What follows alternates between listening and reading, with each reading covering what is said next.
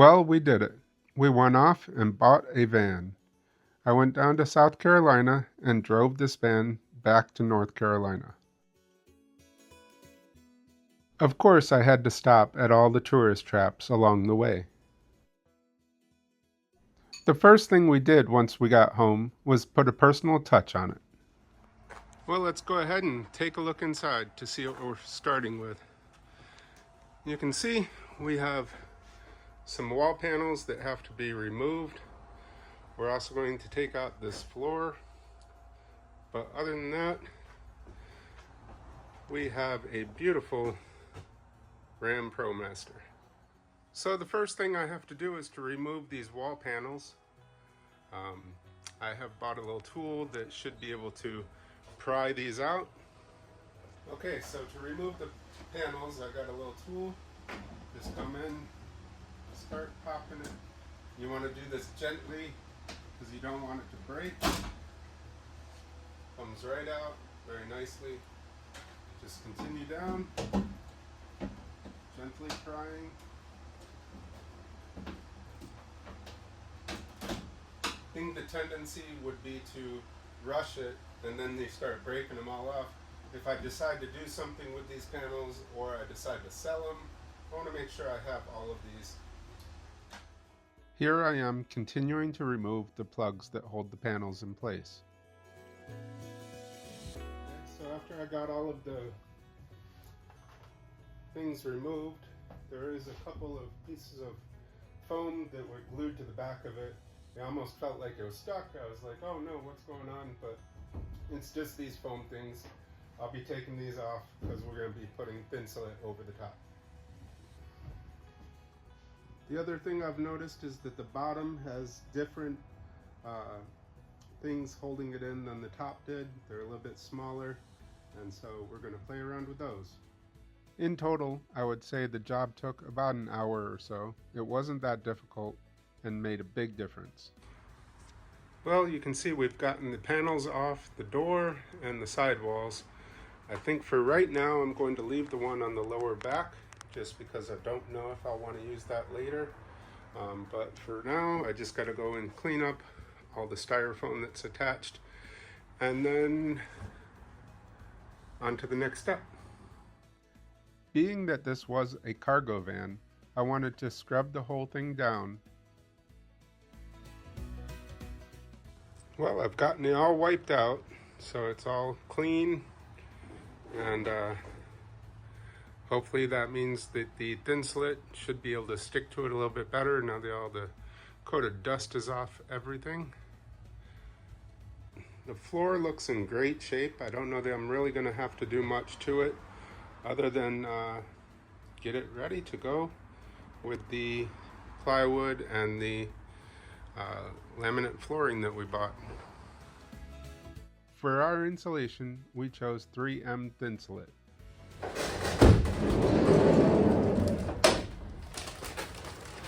So we got our Thinsulate. We're going to go ahead and cut it down and start putting it on the walls.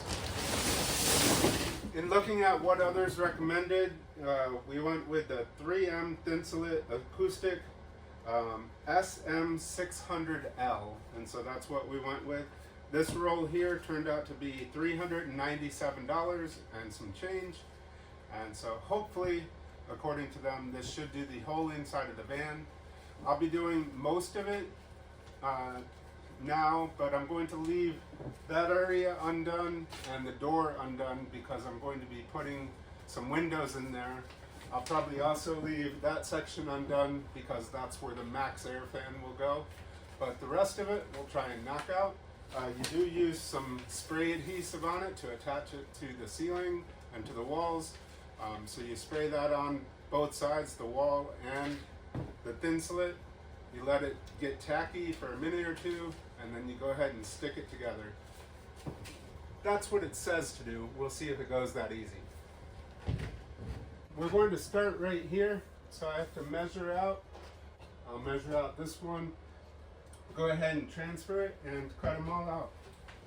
So we got the roll of Thinsulate. There's a number of different places you can buy it from. I scoured the internet, and I think the place is called Vanlife Outfitters.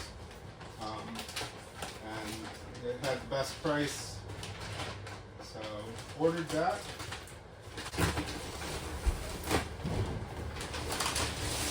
So you can see it looks very thin right now.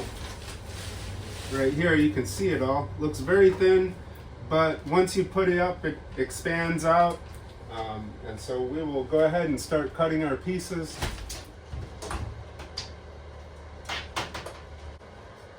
One of the major benefits of Thinsulate is that you do not have to wear a respirator, nor do you have to wear gloves. You don't have to worry about getting itchy. It is very safe compared to regular insulation. It is honestly super easy to install and takes very little skill. To mark all my lines, I used a piece of tailor's chalk from our sewing kit. It worked great. To cut the Thinsulate, you can use the scissors from your kitchen. If you have a sewing kit, those work excellent. So what I've done is I just taped them up here just to see how they fit. I can already hear a big difference with the noise in here. Definitely helps just that little bit. Right now I've just got a couple of the scraps up top. I just am trying to use up every square inch. Those will probably end up getting cut up and shoved into all the nooks and crannies, and I'll cut proper pieces up top. But so far, thumbs up. To adhere the pieces to the wall, I used Gorilla Glue spray adhesive. It is important to spray both the Thinsulate and the wall. So you can see we've got most of the roof done, and this whole side is done except for where that window is going to be. I'm going to work above the door and below, above the window and below the window. And then coming to this side, so far we've left that open because we're going to get a window there, and we've left this open because the Max Air roof fan is going in. It's amazing how much this has really deadened the sound, the echo. It's so much quieter. One thing to remember when you're doing a van build is every day is like Christmas, another package to open. I'm thankful for how hard the UPS and FedEx guys work. Well, I'm getting bushed. I think I'm gonna lay down. But I have to figure out how to fund this build.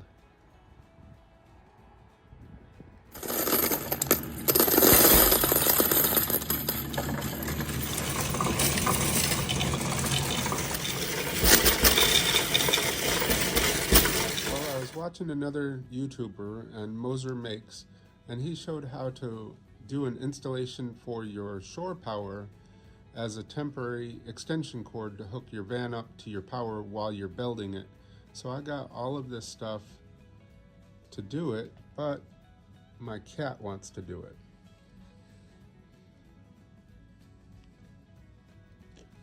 I'll leave a link in the description to get you to Moser Makes and how he actually did it, because he does a great job explaining it.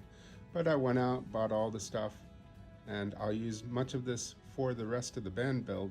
So this is a good starter project for me to get my feet wet with electrical.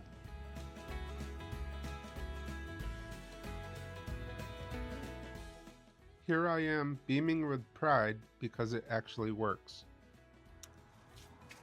In this build, I followed a video from Moser Makes, and he showed how to install the plug-in for the 30 amp plug-in. I don't have 30 amp at my house, so I got the adapter. But what's really cool is for the whole rest of the build, I have an outlet in here. And so I don't have to bring my extension cord in.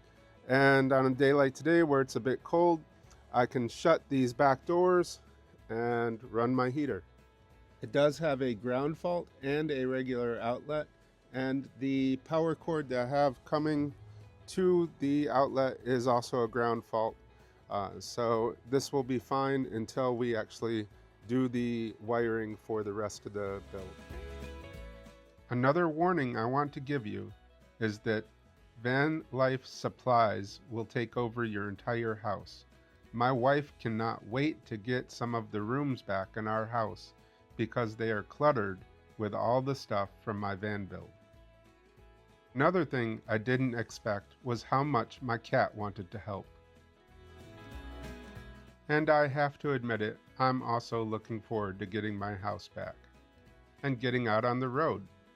If you're enjoying following along on our build, make sure to hit like and subscribe so you can watch our next step, which is going to be framing the van.